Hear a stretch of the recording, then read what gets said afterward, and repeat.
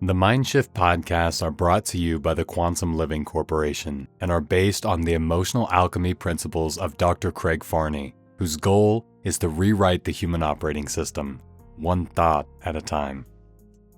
Welcome to another episode of Mind Shift with me, Dr. Craig Farney, your emotional alchemist. Today, we're going to dive a little deeper. We're going to go underground. We're going to talk about the subconscious mind. You see, if the conscious mind were your pilot, the subconscious mind would be your autopilot. Here's the catch. You're flying with old maps, old coordinates, outdated coordinates, and emotional patterns that have never been updated. You see, to me, the conscious or the subconscious mind, it's what's been wired to keep you stuck. It is what keeps the lie that you've told yourself all your life perpetuated. It's what keeps it going from day to day, week to week, month to month, and year to year. The subconscious mind. What is it? Well, if you take just the simple definition, sub means below and conscious means aware. So in simple terms, it just means below awareness. What are you aware of in this moment? What are you not aware of? What are you somewhat aware of? To me, the subconscious mind is that in between. I'm not fully aware. I'm not fully unaware. It's just kind of something I feel. So what that means to me is there are three basic levels of consciousness or awareness. First, you have the conscious mind itself. It's what we tend to think of when we think. It's related to our prefrontal cortex in our brain. It is our mental state. Second, you have the subconscious mind, which to me is what we feel. It's our emotions, and it's related to the limbic system. It's also related to where our memories are. Finally, you have the unconscious mind, or basically lack of awareness. It's the things that occur without us even thinking about it at all, such as our heart rate, our digestion, part of our breathing, even some of our sleep patterns, which that actually relates to the lowest part of the brain called the hindbrain. Now, back to the subconscious mind, I also tend to find that relates to the chest and to the heart, whereas the unconscious mind, which is things like our breathing, our heart rate, our digestive process, that relates more towards the gut. Now, what I also find is the prefrontal cortex tends to relate more towards what we call the inner parent, whereas the gut tends to relate more towards the inner child, and the heart tends to be the battleground or the house between the two. And part of what we struggle with is who gets to be in control. Is it the conscious mind or is it the unconscious mind?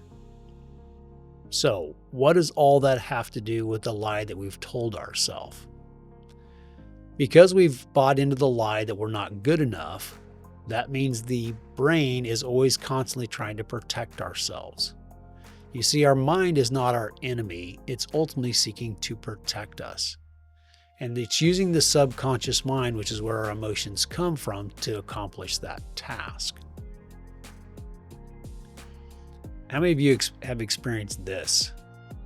You have this plan, you have this desire, you have this goal, and you start taking action towards it, and then for some reason you just don't feel like doing it, or something happens, or you just find yourself sabotaging yourself. Your subconscious mind is actually not sabotaging you. It's only protecting you in the only way it knows how. Because if you act in conflict of what you ultimately believe, that creates a tension and a stress within the brain and in the body that it does not know how to deal with. So if you believe you're not good enough, then it's going to force you to act in a way that is not good enough. If you believe there's something wrong with you, it will tend to create a problem. If you don't have a problem, it will create one. So let's talk about how the subconscious mind learns. First, starts with repetition. Think about it this way.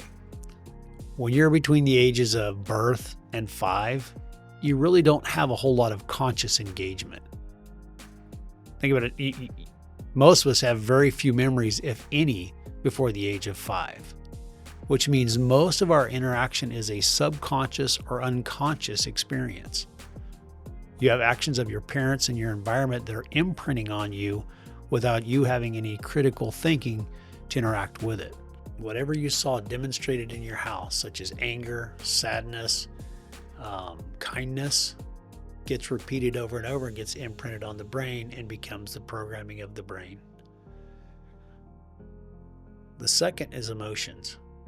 Think about this. If you think back on your life, the things that stick out typically have some type of emotional imprint with it, such as rejection, such as fear, such as anger. In fact, that's a lot of times how the brain remembers things, is by attaching emotions to them so that it's easier to remember. And then finally is your sense of identity. Who were you told as you were growing up? Were you too loud, too sensitive, too busy, too noisy, too quiet, too shy? Those also get imprinted on us as well. And once the program has been written, it plays out until it's rewritten. So what can you do about it? How can you begin to rewrite the program? How can you start to change the blueprint? It starts with what we talked about last time. It always starts with awareness. It's difficult, if not impossible, to change that which you're not aware of. We have to start by becoming aware of the subconscious patterns that are playing out in our lives. When you think one thing and feel a different thing, that's that subconscious mind coming into play. Number 2 is compassion. Once you realize that you are the maker of your own life, you also take responsibility for it. You also realize that you are the one that has created it. Can you have compassion? Can you forgive yourself for creating what you've created?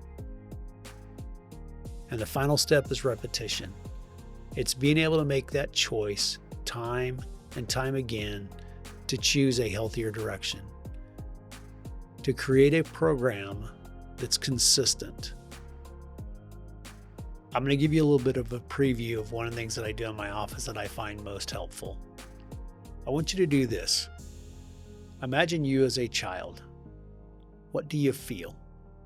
Where are one of these episodes that you don't feel good enough or something's wrong with you? Now, imagine you today sitting down with you then. What would you say? And what would you then say to you now? You see, we're having internal conversations all the time. The challenge is most of the time they're subconscious and unconscious conversations as opposed to conscious conversations. I find that if we can bring it to the conscious level, it's easier to have a healthier dialogue and a healthier conversation with ourselves. Let me end by saying this. Your subconscious mind isn't broken. It's just outdated. And what it needs from you is to step in to be the new author, to create the new story, to be the alchemist. Healing, again, is not about fixing what's broken. It's about leading yourself home. It's about leading you back to your truest essence. So, thank you for joining me for this episode. Join me again on my next episode. Thank you for joining the Mind.Shift.Podcast today. If this resonates, Dr. Farney would love to hear from you. Leave a review, message him on social media, or visit www.docerelifecenter.com to learn more about Dr. Farney and his approach to wellness. Until next time, keep alchemizing. The content of this podcast is for educational and informational purposes only and is not intended to be a substitute for professional mental health, medical, or therapeutic advice, diagnosis, or treatment. While Dr. Craig is passionate about emotional healing and personal growth, he is not acting as your personal therapist, counselor, or healthcare provider in this format. If you're experiencing significant emotional distress, mental health challenges, or physical ailments, he strongly encourages you to seek support from a licensed professional in your area. By listening, you agree to take full responsibility for your own well-being, decisions, and actions. You're the expert of your experience. This podcast is simply here to help support and inspire your healing journey.